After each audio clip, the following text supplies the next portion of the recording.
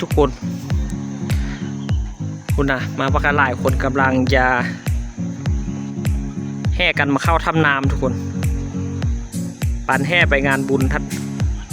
เป็นตะม่วนไทยเนาะทุกคนเลย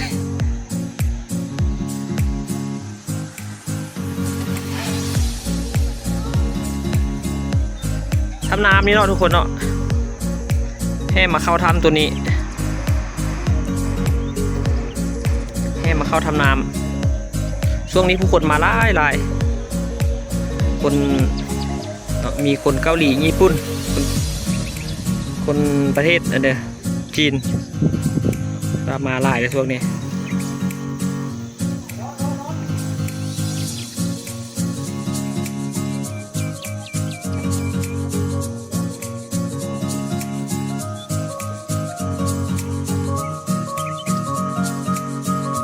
ปั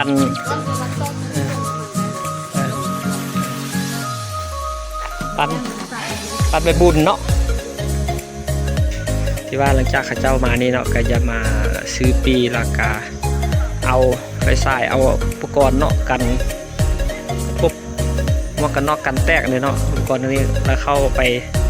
ในถ้ำกับขี้กรงเบงนี่เข้าไปเนาะเย็นทุกคนน้ำนี่นะตามธรรมชาติออกมาจากถ้ำ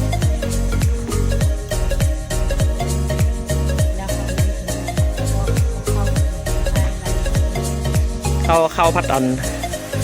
ในบุทันท่ายเลยเป็นจังเทียนคนไล่ตัวไรสดตัวมีคนเป็นตะม่วนเป็นตะม่วนคนมาหลายเฮงหลายช่วงนี้หลายในนี้สมือว่ะ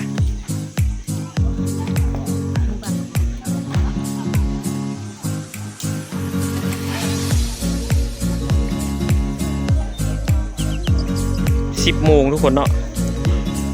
10 โมงแขกเริ่มมาทำน้ำวังเวียงเป็นตะม่วนคักหลายคน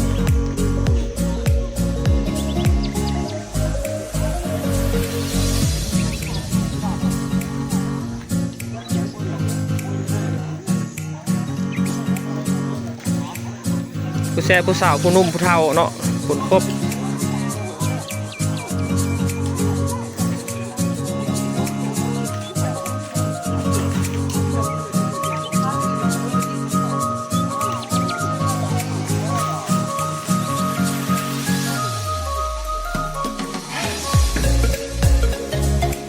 มิวปันฝูงหมดทัด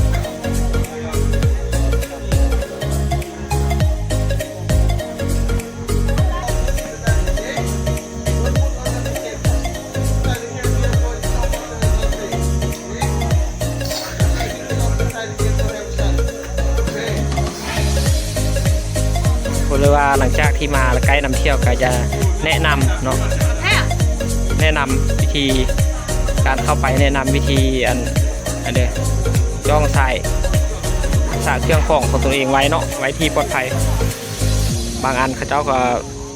แนะนำให้เข้าไปคือโทรศัพท์เนาะถ้าบ่มีอันกันตกน้ำถ้าเข้าไปเนาะมัน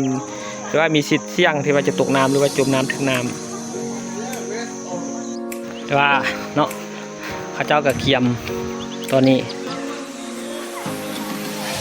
เกียมเขาทำเลยทุกคน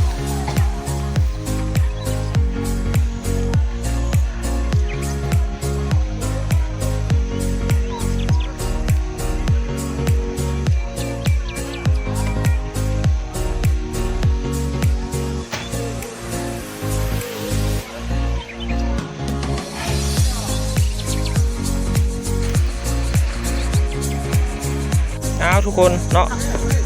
ที่บางเวียงก็ถือว่าบาดวงก็เก็บคลิปเนาะบรรยากาศที่ชาวเกาหลีชาวจีนมาท่องเที่ยวเข้าทำให้ทุกคนได้เบิ่งได้เห็นเนาะขอบใจทุกคนเด้อที่ติดตามรับชมเนาะขอจบคลิปเพียงเท่านี้ขอบใจ